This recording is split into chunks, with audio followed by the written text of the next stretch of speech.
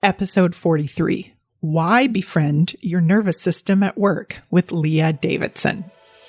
Welcome to Clinicians Creating Impact, a show for physical therapists, occupational therapists, and speech-language pathologists looking to take the next step in their careers and make a real difference in the lives of their clients. If you're looking to improve the lives of neurodiverse children and families with neurological-based challenges, grow your own business, or simply show up to help clients, this is the show for you. I'm Heather Branscombe, therapist, certified coach, clinical director, and owner of Abilities Neurological Rehabilitation.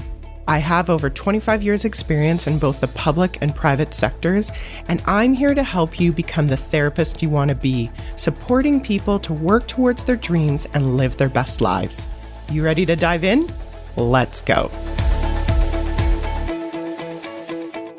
Hi there, friend. Welcome to our next guest episode. One of the things that I really love about this podcast is to be able to meet and then share some of the smart and passionate clinicians that I come into contact with every day at work. So today I'd like to introduce you to Leah Davidson. Now, I first found out about Leah earlier this year after I was listening to her be a guest on another podcast. And I instantly knew when I heard her speak, I wanted to reach out and connect with her. Here I was at the time, I was listening to an American podcast episode talk to a Canadian clinician on a non-clinical podcast.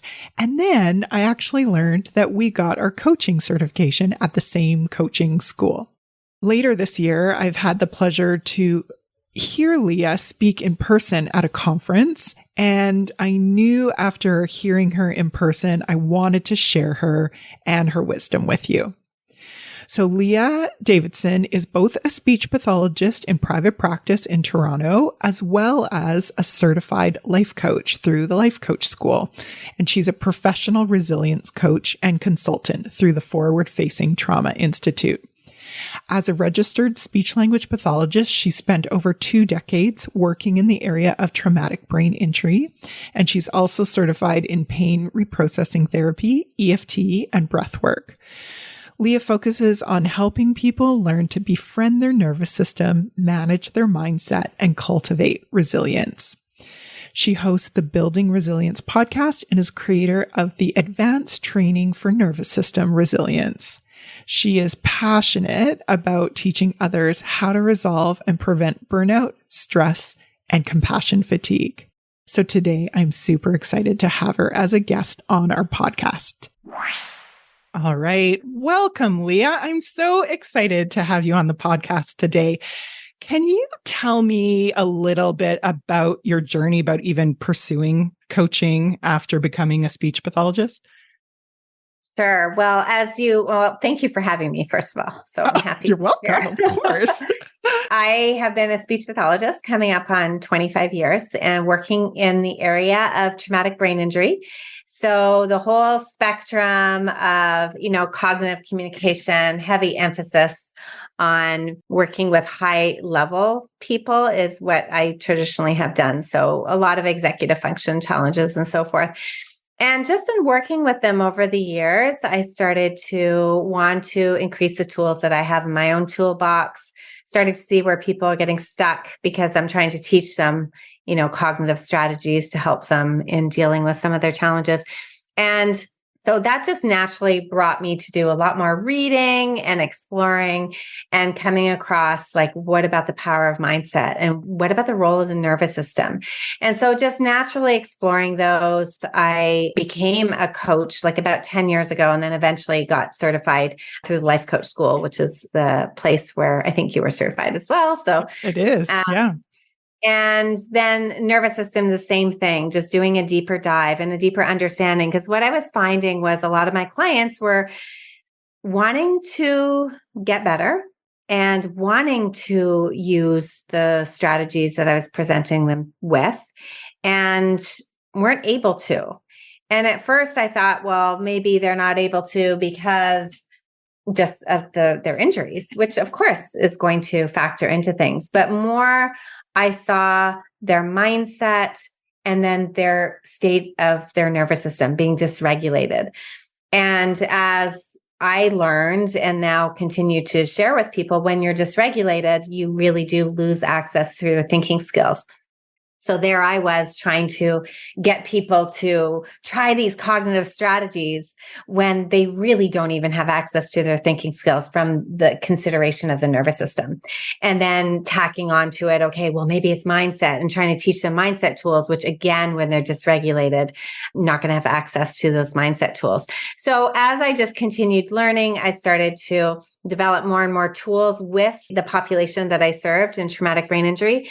And I started to work more and more with people who didn't have injuries, really struggling with stress and burnout and compassion fatigue. So a lot of healthcare professionals, a lot of clinicians, coaches who were experiencing some burnout. And again, it's all rooted in the nervous system. So I just began expanding slowly as I was working with more and more people. I guess I have a framework that I had developed while I was working as the speech therapist. My goal is communication, how to make things simple. How are you going to remember? How are you going to pay attention? And so this framework I created sort of resonated with a lot of my coaching people, and I would share it with people, and eventually people would say, I want to learn this framework. And then I went out and created my advanced training in nervous system resilience. And that sort of brings me to where I am now. Yeah, I think that's amazing. And I think we were chatting a little bit before. And I think it's important as clinicians, we're often thinking about the nervous system of our clients, but we aren't always thinking about our own nervous system and how that impacts our clinical reasoning and support. So I love the framework that you shared. So maybe if you could share a little bit about that framework to help us as clinicians to understand how our nervous system can affect our own clinical reasoning. Right. So I think just understanding the nervous system in general in really simple forms, because that will help you understand with your clients as well as what's happening with you. But essentially, we all have a nervous system and we're all familiar with our nervous system, but we don't really know, well, how does it act and what's happening with it? So, that nervous system includes all the, the brain and the spinal cord and all the nerves. It's essentially the communication between the body and the brain. And so it's running everything behind the scenes. It's running, heartbeat and breathing, and it's running your digestive system. But it is also taking in and scanning. I'd like to just say it's like a radar detector or a smoke detector, and it's scanning for safety and danger. And depending on what it picks up, it is picking up on cues sort of externally. It's picking up on cues that are happening inside you, and it's picking up on cues in between us. You will be assigned, your nervous system assigns you what is sort of a state of safety or a state of danger. And the way I like explaining it is if your nervous system picks up on cues that say you're safe, you get assigned to what I call team resilient. And this is a zone of connection. It is where you're able to think properly. Your thinking skills, your CEO, as I call her, is on board. You're able to be compassionate and curious. You're able to, really be a compassionate witness. You're able to just have a lot of tolerance and resilience. And so that's what happens when we are nice and grounded and regulated. We are in that team. Now, if our nervous system picks up on any type of cues of danger, and the important thing to also recognize with the nervous system is it's not real danger. It's real or perceived danger, real or perceived threat. And that's important to note because sometimes we don't even realize that we're perceiving a threat, but something that is unknown, something that is different, something that we've never done before. Those are all perceived as threats by the brain. So when the nervous system picks up on these cues and it senses danger, it will assign you into a protective state because it's like, okay, we got to take care of you. Your survival is at risk. And that's what we want it to do. It's important that it does do that. And it usually starts off by getting mobilized. And so getting more activated, some more energy. And so it gets into a state of hyperarousal, and I call it team hyper. And then on that team hyper, quote unquote, you're going to experience either fight, flight, or freeze.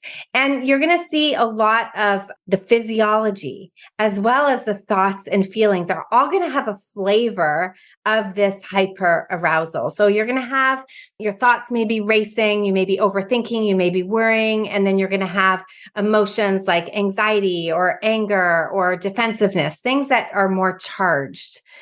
So that is when you're in team hyper, it's there as a protective state because your nervous system thinks that you are in danger and you need protecting. Now, if you've stayed in that state for a certain period of time, or if your nervous system has like said, okay, it's not just danger, this is like true life threat, it is going to send you into a third state, also a protective state, but it is a state of conservation. It is a state of shutdown. So you can think of it like if you've been in that hyper state for so long, the nervous system is like, listen, we've tried and tried. We tried to run. We tried to fight.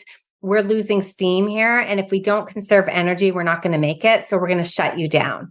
And in this shutdown state, what I call team hypo, because you're hypo aroused, going to be slower. There's going to be more helplessness, hopelessness. This is where exhaustion lives. This is where burnout lives. And again, it is a protective state. So really, the nervous system is not making choices to send you to these states. You are being assigned them on a biological level. This happens pre-conscious. It's not like you have a drop-down menu where you're able to decide, okay, this is where I want to go. But you will be assigned, and your nervous system is doing it because this is how it protects you. And it is only when you are able to identify where you're at, get yourself regulated into that sort of zone of resilience, where you'll be able to bring on your CEO and start making those judgments and decisions and so forth. So that's sort of the framework. Now to answer your question, which can we even remember? But I think that it's important to understand that framework because our clients are going to be playing on one of those teams. So you may be in a session with a client and they may come in looking completely regulated. And then you ask them to do something. They get discouraged. They're not able to do it, or they've had something happen in their life and you can see them getting more and more activated. Well, that's a signal to you that, okay, if they become dysregulated, as we call it, they go into team hyper or team hypo, they're going to have limited access to things like their thinking skills. So as you're verbally explaining things or trying to get them to do something, they're sort of going offline. And so it's important for us to get them back online. And by the same token, you as a clinician, you're playing on a certain team. And if you come in and maybe, you're feeling pretty resilient, but maybe you had a fight earlier with like one of your kids, or maybe you really are stuck with what to do with this client. These are messages of danger to our nervous system. So we will be sent into one of those teams.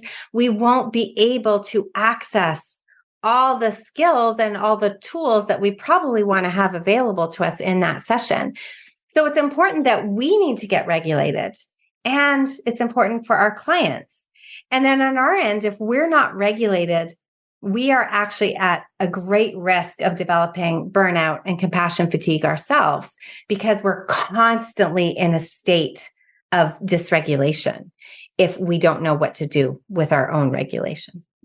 Yeah, that's a beautiful way to explain that. Thank you. And that was one of the things that, as you were mentioning that framework, that really stuck with me was that one, it's not just our client. We are trained as clinicians to be client-centered, to be thinking and reacting to what's happening to the client, but we are much less trained, or we're not used to thinking about how what's happening with the client is affecting or not affecting us. Yeah. And when we aren't in a regulated state, which again, what I'm hearing you say is it's not our problem. It's not necessarily our fault. It's a biological thing that's happening. Yeah.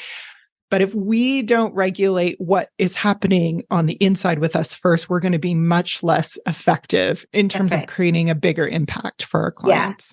Yeah. And this happens like online, like as you are working with a client, sort of taking stock of what's going on internally for yourself, you could probably feel yourself getting charged up.